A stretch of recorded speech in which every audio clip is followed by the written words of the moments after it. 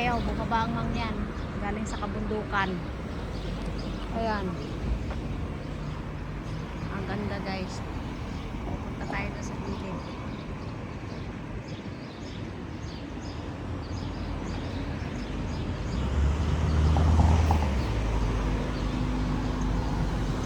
Lapit tayo doon konti.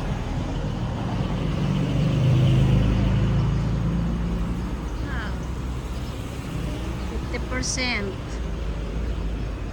Hindi kang bumili dito. Wow, mamaya.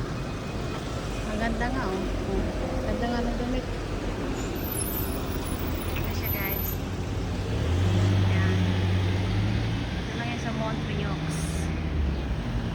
Bumaba ang mangyan. Dito tayo. Sa gilid. Dati nung pumunta ako dito, yan, yung gilid na yan. Ito. Yung mga nilagyan ng mga festival na yun. Puro bulaklak yan. Napakaganda. Ngayon wala nang tanim na bulaklak. Sapatos ko.